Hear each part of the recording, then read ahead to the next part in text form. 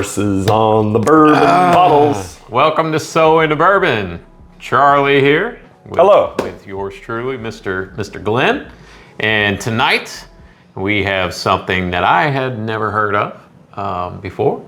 And Charlie's pretty excited about it. You picked this up. Where did you pick it up, Charlie? Picked this up in South Florida.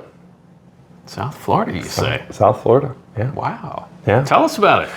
Chestnut Farms.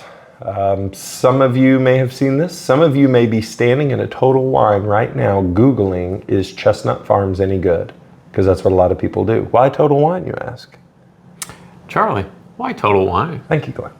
This is Total Wine's private barrel that they source, private brand, that they source directly from, originally it was Sazerac, and then it was like, oh, it's Buffalo Trace, and now it's finally been revealed to be from the Barton Distillery. So the same Barton. Nice folks that bring you 1792, that's what you see in front of you. And very old Barton, right? Mm-hmm. Okay. Yep. It's the one you may remember, what was it, 5 or 6 years ago? Mm-hmm. No, it was only a few years ago, right? Where they had a few rick houses collapse. Yep. And all of a sudden, everyone started buying up all the 1792 because they thought there was going to be a shortage. Warehouse collapse bottle. Right. Yeah. So this bottle, this brand gets a lot of, I don't want to say hate. It instills strong feelings because people know what it is, but Total Wine often will push people toward it, because obviously it's their brand. This is a new offering from them. Their traditional offering, I believe, is a 90 proof. They recently released a bottled in bond, which I was able to try at Total Wine, because Total Wine's pretty cool, because a lot of times they'll have stuff open and they'll let you taste it, depending on what state you live in. This is their new offering. It's a single barrel 125 proof. So if you're a fan of 1792 full proof, which we are. And you like those single barrel picks, which we do. This is that, except it comes in a fancy box and it's age stated 8 years. Fancy box, 8-year age stated. So Charlie. Yes, sir. Are you telling me this is 1792 barrel proof in a different bottle? Pretty much. Okay. May come from a different rack house, may come from a different set of bottles. Obviously, it's Total Wine's stuff, and they will release as much info as they want. So, yeah. You know what? Tell me. I think we may have a bottle of 1792 full proof sitting around here somewhere. So maybe after we have a taste of this Chestnut Farms, maybe we can compare the two. I'm going to tell you something right now. Tell me, Charlie. I like everything about that plan.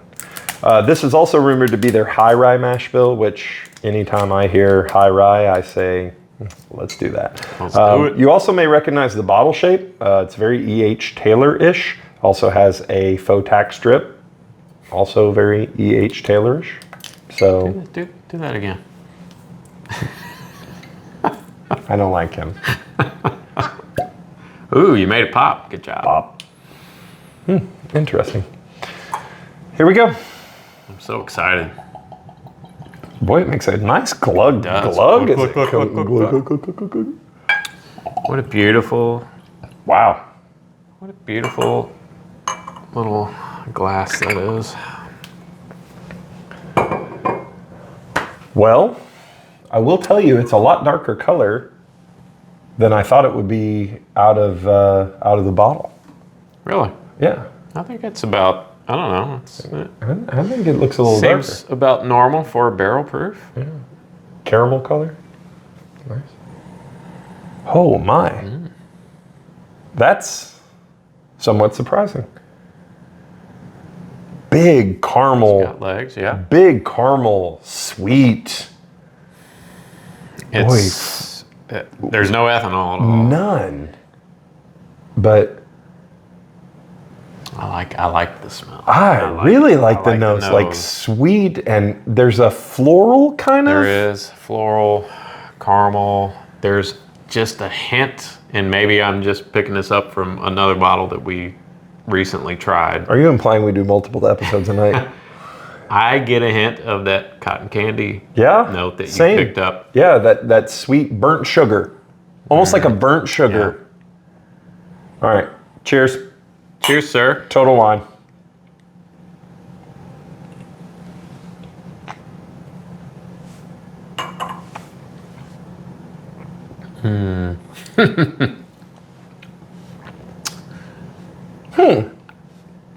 I like it.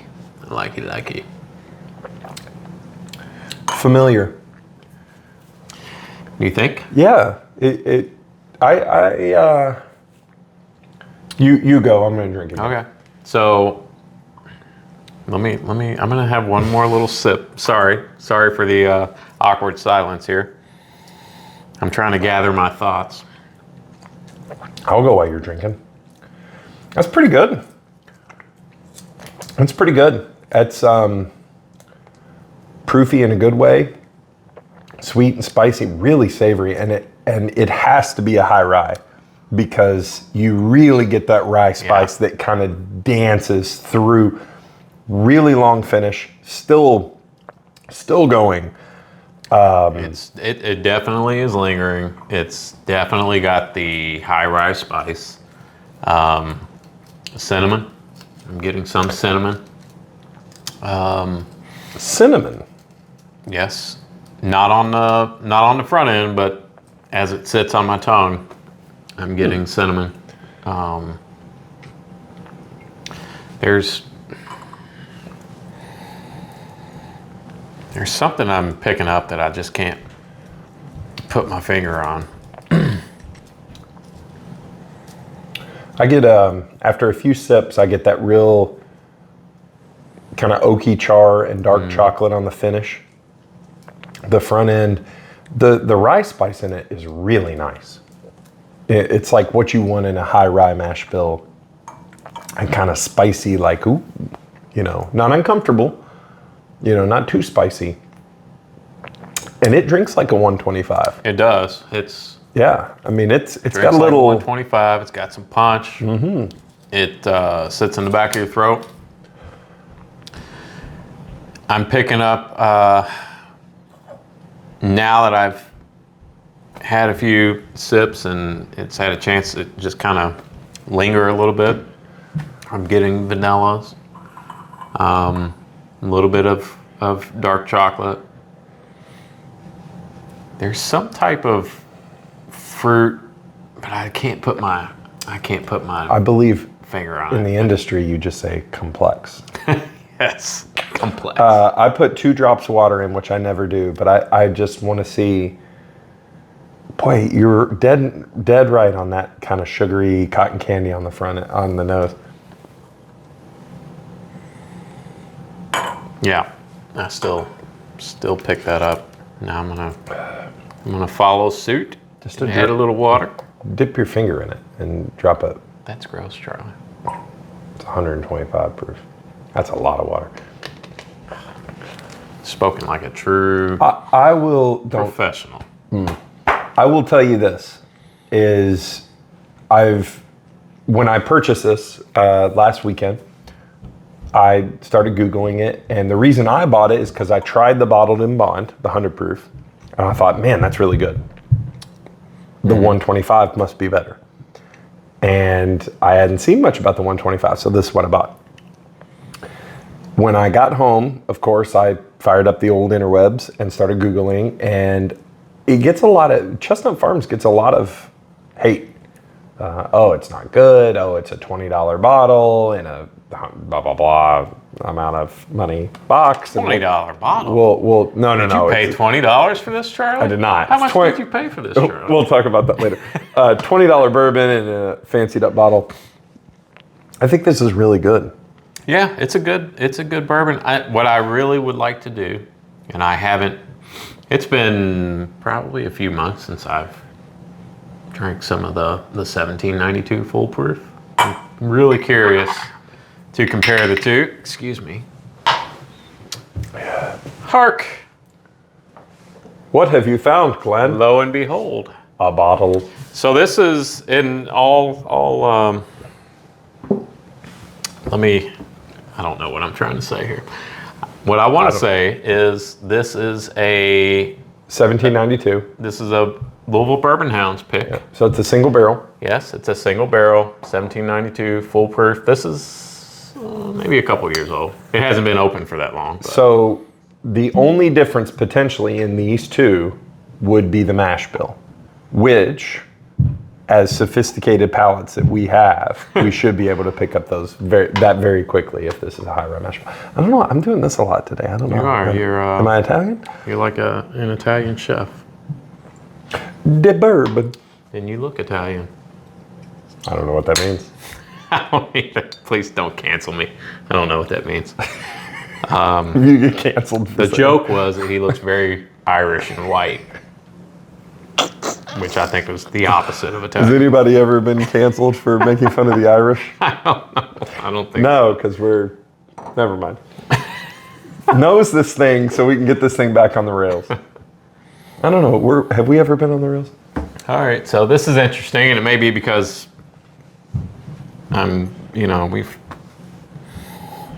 my nose is going dead now, but it's a little more muted on the nose to me. I do get that kind of evergreen smell. Do you? Yeah, on this one.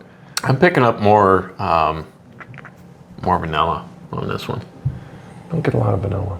All right, let's see what this one tastes like. So same distillery, same proof, single barrel.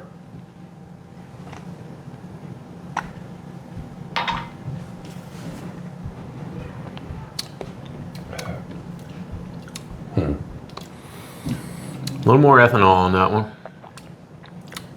to me. Yeah. Which is interesting because this bottle's been open for a while. Yeah. I'm going to tell you right now, I love a 1792 single barrel. They are one of the last remaining great values in bourbon, whether it's a small batch, a bottled in bond, a full proof. I always love them because they are very unique and often very fruit forward. This is no exception. This is very fruit forward for me. Big splash of fruit on the front end. I don't think this is a high rye mash bill because I don't get any spice at all. I would agree. It is fruit forward. And I would agree on the lack of the spice that. Yeah. Yeah. So, having said that, the full, which one would you pick? Oh, the Chestnut Farms. The Chestnut, right here, right now, the Chestnut Farms. Well, one more? Yeah, let's do it. This, now I have to remember, we did add some water to this. Or I did, you did. Yeah. No, I put two tiny, yeah. Bloop. You all right there, Kermit? Bloop. Definitely. The Chestnut Farms, I love a high rye. I love a high rye. I love ryes. I love high rye mash bills. I love ryes. A Chestnut Farms is a good bottle of bourbon, but I do understand where bourbon drinkers are coming from. And the reason they don't like Chestnut Farms is because this bottle that comes in this box is $149. There's no other way to put it. That's a lot of money. There's no other way to put it. It's a lot of money. Just my opinion, it's a good bourbon. It is. Is it a $150 bourbon in my opinion? If $150 doesn't matter to you, then rock and roll, it's a good one because you can only get it at Total Wine. Right. And for all we know, it is a single barrel. So God only knows how many they have out there, how many barrels they pick, because Barton doesn't have a bunch of extras laying around. And that's one of the things that attracted me to it is, when do you find a single barrel, barrel proof, age stated, major distillery ever? And the answer is you often don't. Right. So, I took the plunge. It's a good bottle. I don't have any buyer's remorse about it. That's a good bottle. I will drink that bottle. I'll be happy to I would drink it. I think, and maybe it's because I've never had it before. This one is more interesting to me. It's a little more complex, kind of different flavors and notes to try to figure out what they are than the 1792. Yeah. But if I were at home and wanted to just sit back and chill with a glass of bourbon, I would go with the 1792. I think this comes down to mash bill and palates. If you like ryes and high rye, Chestnut Farms, go find you one and get you one. If you like a classic bourbon profile, then stick with your full proofs. If you like both, then stick with both. I would agree. And I want to say this too. This episode was not supposed to be pick one between 1792 and Chestnut Farms. We brought out the 1792 just to kind of compare. You won't believe this, but Glenn showed up at my house with this bottle, unknowing that Chestnut Farms is Barton and they are the same proof, and he brought a single barrel. Right. You couldn't script this. This was the extra bottle just in case we got a wild hair and wanted to do another episode, right? Yep. So, but it turned out great because, yeah, so, it's tough in the bourbon world right now, and I understand. You may go to your local Total Wine, and this is the other good thing. If you're watching this, I love Total Wine. A lot of people hate Total Wine. I love Total Wine because... Why would you hate Total Wine? I don't know. A lot of people do. I think it's their sales tactics. It's that they'll push people to certain ones, which, you know... You don't have to buy it? You don't have to buy it. Nobody's twisting your arm. If you're watching this someplace and have a Total Wine near you, and you go on their website and put in your location, it will tell you if they have Chestnut Farms in stock and where it's at. And you can go get a bottle if you want. Or if you watch this and like, those guys are idiots and they don't know what they're talking about, or I don't like high rye, or I want full proof. But either way, it's a good bottle of bourbon. Yeah. It really is. And it's a drinker. Yeah, it's a drinker. Presentation's great. It's a beautiful bottle. Comes in a box. Would I rush out and buy a bottle? No. It's not on my list. Ooh, I've got to go get that. No. But would I buy another bottle? I wouldn't kick it out of bed. Would I buy another bottle? Time will tell after I drink this bottle. I will tell you another thing that I'm upset about. Tell me another thing. We live in the Louisville metropolitan area. Southern Indiana, to be exact. Don't tell people where we live. Hence, so into bourbon. Now they're going to come for us. But there are no Chestnut Farms in Kentucky in the Total Wines, in Lexington or the two in Louisville. I have never seen one, or haven't seen one in years. But if I go to Indianapolis or Nashville or Cincinnati, they're in stock. So why do you think that is? Do you think there's an agreement in place? I don't know. Where we will sell you these barrels, but you can't sell it within a certain amount, the mysteries, mile radius of the bourbon capital of the world. The mysteries of bourbon and that is an allocation. Yeah, I don't even know anymore, man. All right, we're gonna wrap this up. I think we've said all we can. Don't forget to like and subscribe. We hope you enjoyed this episode, and we will see you next time. Follow us on Instagram, So Into Bourbon. And cut. You're mad because you didn't get to do your... I can do it anytime I want. I'll do it right in the middle of the episode. All right, ready? Action. Go. Welcome, So Into... No, we got to start again. Edit. Should we go to Waffle House after this? Ooh, that would be good. Get a breakfast sandwich and 10 cups of coffee. Breakfast sandwich? Oh, have you never had the Waffle House breakfast sandwich? The bacon, egg, and cheese? Sorry. Did you get any on you?